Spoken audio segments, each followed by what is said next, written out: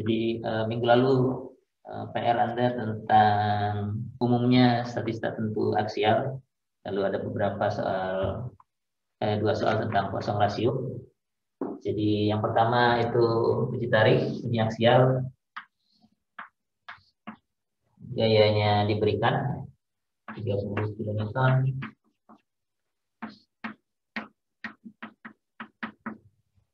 Demikian. Lalu delta L-nya diketahui, panjang awalnya juga diketahui. Jadi ini 150 mm. Kemudian delta L-nya karena ditarik akan menjadi bertambah panjang sebesar 2 mm. Sedangkan diameter dan delta diameternya juga ada ya. Diameternya 20 mm. Delta diameternya karena ini ditarik maka diameternya akan berkurang, nah, efek rasio kosong berkurangnya 0,1 mm, jadi deltanya adalah minus 0,1 mm. Jadi mestinya Anda akan dapatkan dari 150 dan 2 ini epsilon dalam arah memanjang ini kita sebut aja X misalnya ya. Dan dari nilai delta dan delta ini Anda dapatkan epsilon dalam arah Y, arah lateralnya. Jadi dari Y dan X Anda akan dapatkan nilai rasio kosong yang itu akan ditanya ya. Pertama rasio kosongnya sama dengan berapa ya, tinggal dihitung aja, minus epsilon Y dibagi epsilon X. Tinggal masukkan angka-angkanya. Ditanya juga modulus elastisitas. Kalau modulus elastisitas kita bisa tinjau dalam arah uni aksial saja karena gayanya cuma satu dalam arah X, maka hukum Hooke-nya hanya berbentuk sigma dalam arah X sama dengan epsilon dalam arah X dikalikan modulus elastisitas sehingga Anda dapatkan sigmanya dari P per A karena gaya normalnya 30 kN semua, jadi sama 30 kN dibagi luasnya Anda bisa hitung dari diameter. Sedangkan regangan barusan kita hitung tadi dari perubahan panjang, jadi modulus elastisitas sudah bisa diperoleh dari hukum Hooke ini. Dan terakhir modulus geser kita bisa dapatkan kalau sudah diketahui modulus elastisitas dan rasio kosong, modulus geser adalah modulus elastisitas dibagi tidak salah 2 kali 1 tambah 2 kali 1 tambah rasio kosong. Jadi ini hubungan antar properti ya.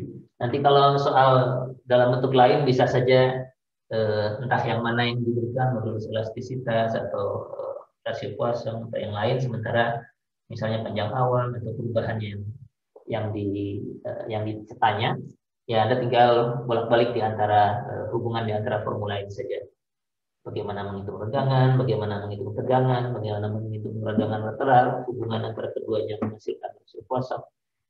Ini menghasilkan modulus elastisitas dan ini modulus geser. Ya, ini relatif sederhana ya.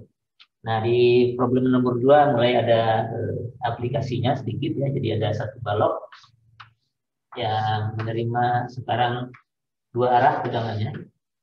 Jadi satu dalam arah X,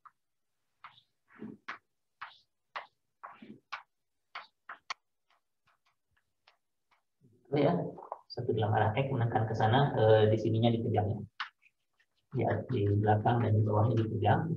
Satu lagi dalam arah Y.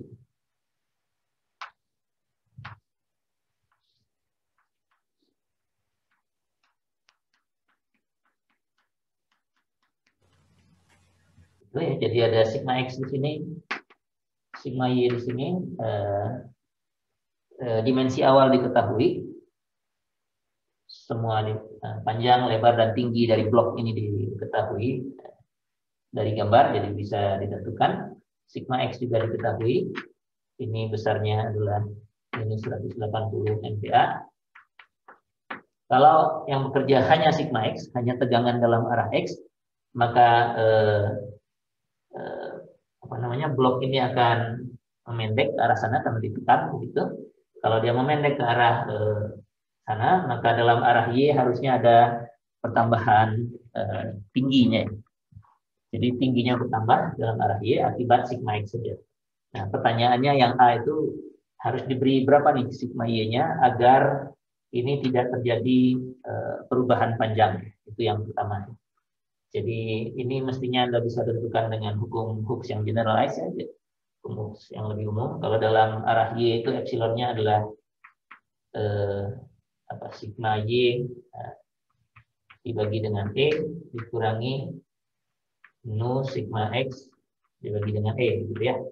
Karena tidak ada sigma dalam arah Z. Jadi yang diinginkan adalah hukum Hooke-nya akan berbentuk seperti ini. Dan Anda tinggal masukkan saja. Kalau tidak terjadi perubahan panjang atau perubahan tingginya ini, ya tingginya yang tidak boleh berubah, artinya regangan dalam arah Y ini harus sama dengan 0. Nah, delta tingginya 0. Jadi kalau sigma X dan rasio kosong diketahui, modulus elastisitas diketahui, Anda akan dapatkan sigma Y dari sini. Kita akan dapatkan sigma Y, mestinya tekan juga ya, karena kan akibat tegangan sigma X ini membesar ke atas, tingginya menambah, Y-nya harus tekan ya, jadi harus minus sesuatu. Minus berapalah hasilnya. Jadi dari kedua kombinasi ini kita dapatkan bahwa tingginya tidak mengalami perubahan. Nah, kalau perubahan setelah itu yang B ditanya luas permukaan A, B, C, D, permukaan yang di atas. Permukaan ini merupakan ukurannya panjang dari sini. A ke di sini hurufnya CD. CD ini panjangnya, kemudian BC ini lebarnya, dan dua-duanya mestinya ada perubahannya. Jadi Anda cari dulu delta X. Jadi areanya adalah LX plus delta X dikalikan dengan L sana Z, LZ plus delta Z. Panjang awal diketahui, baik LX maupun LZ. Delta X bisa dicari dari epsilon X. Ya. Epsilon X-nya tinggal begini aja, sigma X per E dikurangi nu sigma Y per E, karena sigma Z-nya tidak ada, dan epsilon Z itu adalah nu sigma X minus ya, per E dikurangi nu sigma Y, ini sigma Y per E, ya. Jadi dari hubungan hukum Hooke yang generalize ini Anda dapatkan regangan karena panjang awalnya masing-masing sisi diketahui, dari sini Anda akan dapatkan deltanya. Delta X, dari sini dapatkan delta Z. Jadi delta X dan delta Z ini dimasukkan ke sana, luasnya diubah, dan ini luasnya, jadi delta luasnya adalah luas yang akhir ini dikurangi dengan luas awal ya. Ini A akhir gitu.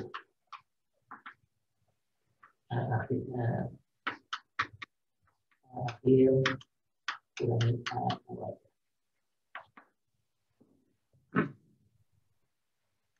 Yang terakhir perubahan volume sama, Anda tinggal, karena semua regangan sudah diperoleh, perubahan volume adalah penjumlahan dari tiga ini. Dilatasinya yang perubahan ini, perubahan volume adalah dilatasi dikalikan dengan volume awal. Jadi delta V itu adalah dilatasi E dikalikan dengan volume awalnya. Ininya sendiri adalah penjumlahan dari regangan. Jadi beres mestinya karena sudah didapatkan dari perhitungan bagian A dan B. Volume awal tinggal dihitung dari divisi yang diberikan. Jadi bisa demikian. Nah, selanjutnya nomor 3.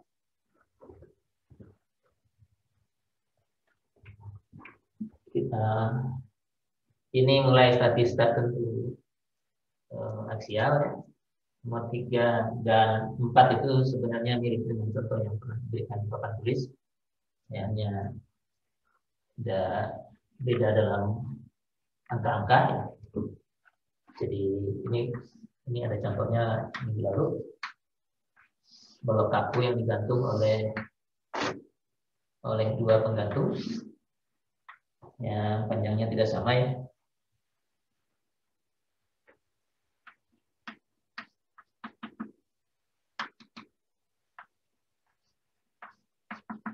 begitu ya. Lalu ada gaya yang bekerja di sini, gaya P yang nilainya diketahui 250 pound. Dan Anda diminta mencari penurunan ini titik B ya.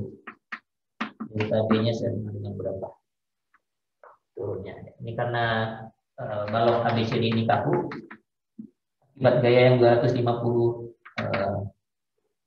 pound ini dia akan begini saja. Turunnya pasti begini. Baloknya tetap lurus, tidak akan mentok. Jadi penurunan titik A, B, C, D-nya tidak turun. Bisa kita gambarkan dalam bentuk segitiga begini. Delta A, ini delta B, ini delta C. Demikian perbandingannya Anda bisa tuliskan sebagai kompatibilitas. Jadi pasangan kompatibilitasnya satu. Perbandingan di antara ini semua. Mungkin B-nya nanti dulu ya, karena B-nya tidak ada kabelnya di atas ya. Ada baiknya A dan C karena keseimbangannya akan Anda peroleh kalau Anda potong di sini, potong di situ, sehingga kita dapatkan gaya dalamnya dari keseimbangan. Ini gaya dan atau gaya dari kawat AE,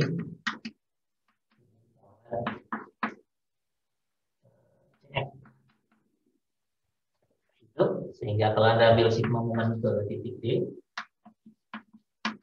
ini adalah persamaan keseimbangannya.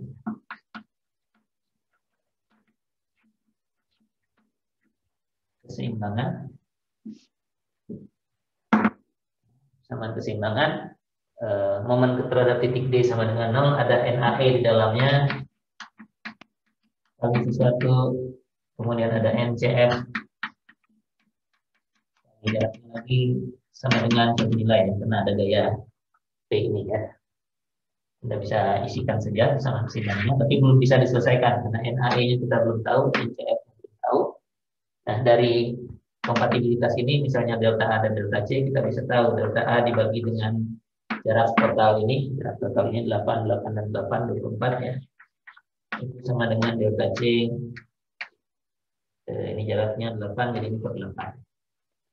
Dan delta A sendiri itu adalah perpanjangan dari batang AE. Jadi ini adalah N AE, L AE. E-nya sama atau beda? Materialnya sama ya. Materialnya sama, jadi E-nya tetap aja. Luasnya juga sama ya, karena diameternya sama. Jadi EA-nya sama. Hanya gaya N-nya dan L-nya yang berbeda. Ini juga demikian. Ini NCF, LCF dibagi dengan EA. Jadi dari persamaan kompatibilitas ini kita dapatkan NAE fungsi dari CF, NCF atau sebaliknya, dan ini bisa disimplifikasikan ke sana. Anda akan selesaikan, Anda dapatkan gaya-gayanya. Ya, dalamnya kalau didapatkan gaya dalam, deltanya bisa diperoleh. Nah, kalau delta A dan delta C sudah tahu, delta B bisa dihitung ya. Karena jaraknya sama ya, delta B itu mestinya separuh dari antara DC dan delta A. Lebih banyak daripada delta C, tapi kurang dari delta A. Itu yang nomor 3.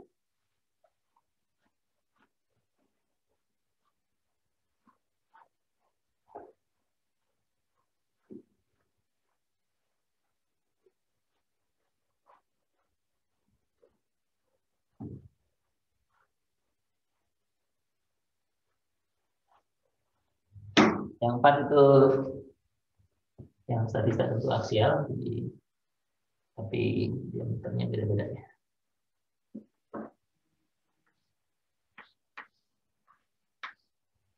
Kurang lebih demikian.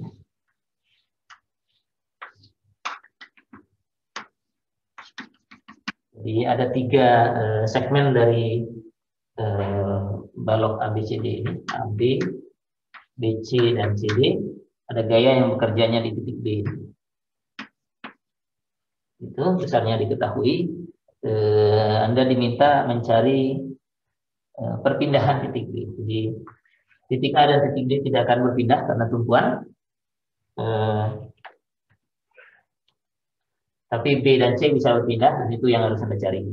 Ini gayanya 300 kN. Nah, ini karena strukturnya statis tertentu, reaksinya belum bisa kita tentukan. Ini RD dan RA-nya kita belum tahu. Jadi Anda harus lepas dulu salah satu, entah RD atau RA, tidak ada masalah. Boleh saja yang mana aja yang dilepas. Misalnya begini dulu, berikan gaya 300 kN. Di sini ada RA0-nya. Itu yang nilainya juga masih, kalau ini 300, ini juga 300. Ini kita akan dapatkan delta D 0 itu. Delta D 0 karena kalau ditarik begini batangnya akan bertambah panjang ya. Di sini sih gaya normalnya 0, di CD, di BC juga 0, tapi di AB-nya ada kan. Jadi ini delta D 0-nya itu nilainya akan sama dengan perpanjangan bagian dari AB saja. Sama dengan delta AB di sini. Dari gambar yang ini ya. Karena gaya dalamnya 300 kalikan panjangnya dibagi dengan EA. Lalu kemudian kita terapkan gaya reaksi RD.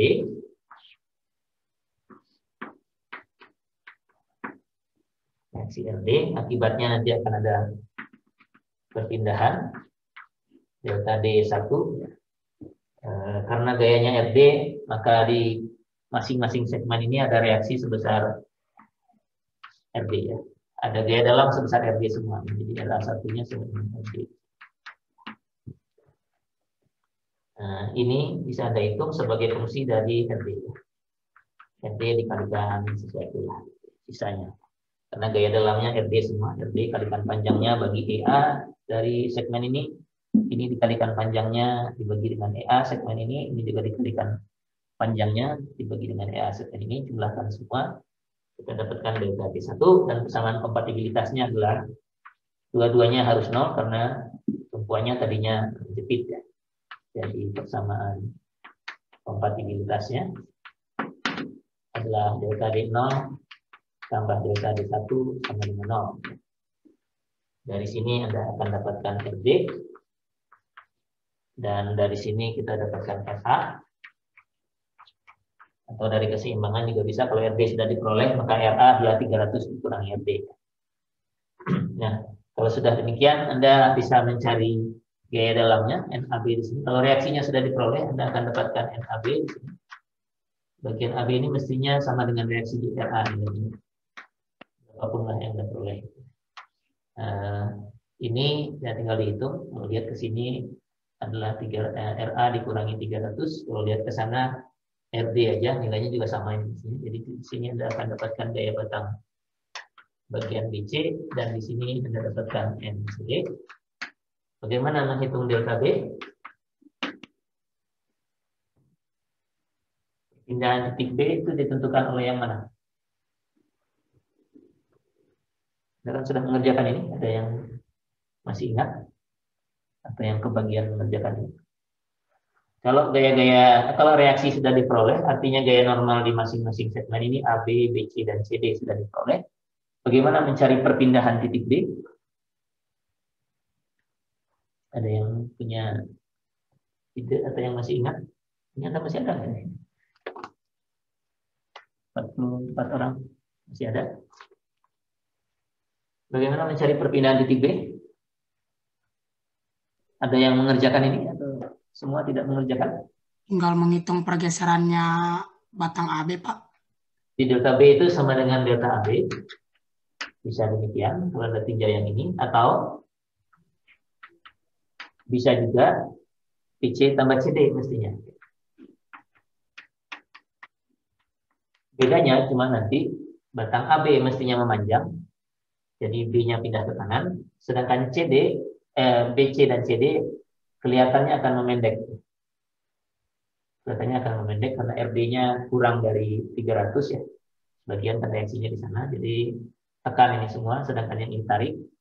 Nah, BC tambah CD kalau Anda jumlahkan hasilnya akan memendek sebesar yang sama di situ. Karena kan batang ini harus nyambung. Jadi Anda bisa pakai ini untuk mencari perpindahan di titik B atau pakai yang ini. Ya, lebih baik pakai yang sedikit ini aja ya, daripada membuka kemungkinan untuk kesalahan hitungan. Yang ke berapa ini? Kelima. Itu penampang komposit. Beton bertulang. Jadi ada dua komponen dalam satu penampang. Ada betonnya dan ada bajanya.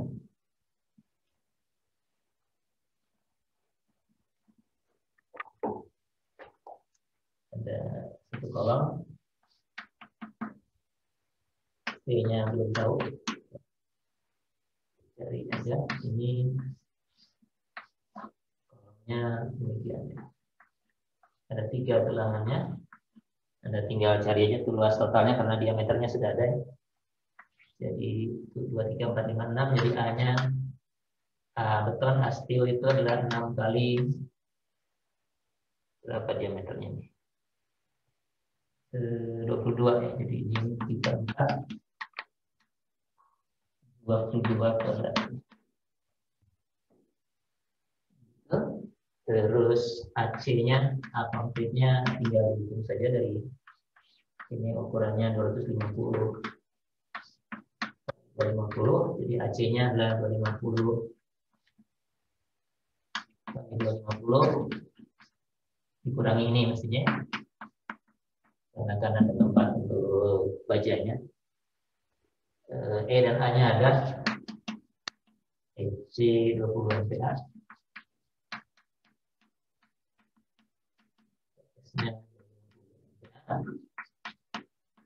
Dan maaf, ini tegangan izin. Sorry, ini bukan menurut resistor, tapi ini sigma izin. Ini sigma izin juga. Ini adalah 25 GPa. Dan IS-nya 100 GPa. Oke, jadi dari penampang komposit ini, persamaan kompatibilitasnya adalah bahwa perpindahan masing-masing harusnya sama. Jadi delta yang dialami oleh konkrit C itu dengan delta steel itu harus sama. Steel S harus sama. Nah, deltanya ini bisa dihitung dari formula perpendekan seperti biasa. Gaya normal yang pergi ke konkritnya dikalikan dengan L konkritnya, L-nya tentu sama ya. L-nya diberikan di sini 3 meter. AC, sedangkan di bajanya gaya normal yang pergi ke baja S, kalikan L-nya sama S. Jadi dari sini kita tahu hubungan antara gaya yang pergi ke beton dengan gaya yang pergi ke bajanya. Sedangkan dari keseimbangan karena gayanya P semua, maka C ditambah NS ini harus sama dengan P. Harus sama dengan NS tambah NC. Sehingga kita akan dapatkan kalau sudah punya ini dan ini, kita akan dapatkan masing-masing NS itu sama dengan yang P. Semua masih dalam P dan NC-nya juga sebagian lagi. Ya begitu ya. Jadi ini masih dalam bentuk faktor dari P. Nah, ini harus Anda bandingkan tegangannya terhadap tegangan izin. Jadi sigma S itu harus ini izin, ini C izin, ini S izin. Sigma S itu adalah NS dibagi AS harus lebih kecil atau sama dengan sigma S izin. Jadi tegangan yang bekerja pada bajanya harus kurang dari tegangan izinnya baja. Ini fungsi dari P, jadi dari sini kita dapatkan P-nya kecil atau sama dari suatu nilai. Satunya lagi untuk konkret sama aturannya, sigma C-nya sama dengan NC. Gaya normal yang pergi ke beton dibagi dengan luas penampang betonnya harus lebih kecil atau sama dengan tegangan izin dari beton. sigma C izin. Di sini ada P-nya, jadi kita akan dapatkan P lebih kecil atau sama dengan satu nilai. Dari dua nilai ini, P maksimumnya, intinya P maksimum. P maksimumnya adalah yang terkecil di antara keduanya ya. Kalau P maksimumnya yang terkecil di antara keduanya, pasti dia akan masuk dua-duanya ya. Kalau Anda ambil yang terbesar, yang satu nggak akan masuk. Yang terakhir, ini sudah tidak kita kerjakan, tapi sudah diberikan petunjuknya di kelas yang lalu. Jadi ada dua batang yang akan disambungkan itu dengan baut.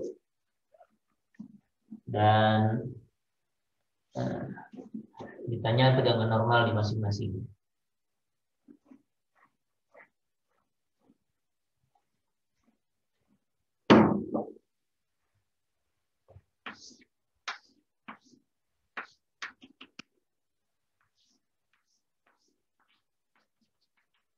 Itu ada A, B, C, demikian, dan D-nya awalnya ada 8 mm gap. 8 mm, kemudian ini disatukan dengan ya, begitu ya. Dengan baut, mestinya ya bautnya menarik ini sehingga ketemu gitu ya. Lalu ditanya ini N, tegangan normal ya, tegangan normal berarti sigma ya. Jadi sigma BC sama dengan berapa, dan sigma AB-nya sama dengan berapa gitu ya. Nah, kalau begini Anda mestinya sudah dapatkan ini bahwa delta AB tambah delta BC mestinya sama dengan 8 mm ya. Ini adalah persamaan kompatibilitasnya. Kompatibilitasnya sedemikian. Keseimbangannya karena gayanya diberikan di sini dan gayanya mestinya satu gaya yang sama ya. Artinya cuma satu nilai gaya. Jadi dipotong di sini ataupun di sana sama aja jadinya nilainya. Jadi mestinya N AB sama dengan N BC. Ini persamaan keseimbangannya.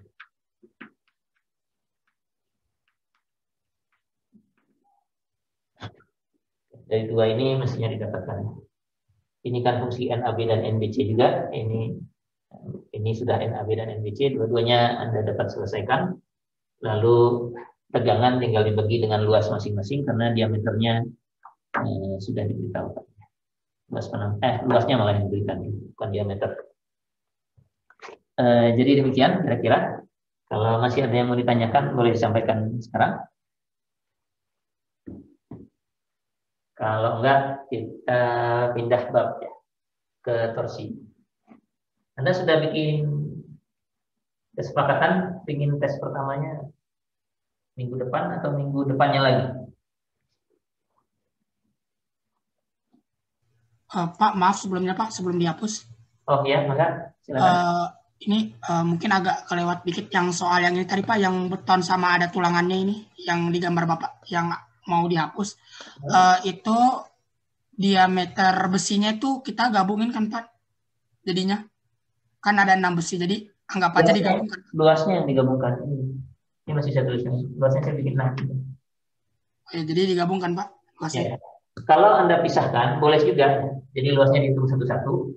Tapi nanti waktu keseimbangannya P itu sama dengan perginya ke NC ditambah dengan 6 NS. Ya boleh aja kalau kayak gitu.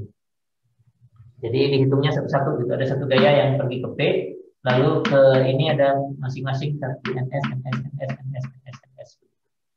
Jadi bisa dikali 6 di sini atau dikali 6 di sini. Tapi jangan dua-duanya ya, salah satu ya. Ya, kalau seperti ini seperti yang 6-nya itu dikumpulkan jadi satu luas, terus mereka menerima satu gaya. Kalau ini sepertinya gayanya dipisah-pisahkan satu-satu. Jadi kalau 6-nya ditaruh di sini enggak lagi ya. Gitu. Baik Pak. Terima kasih Pak.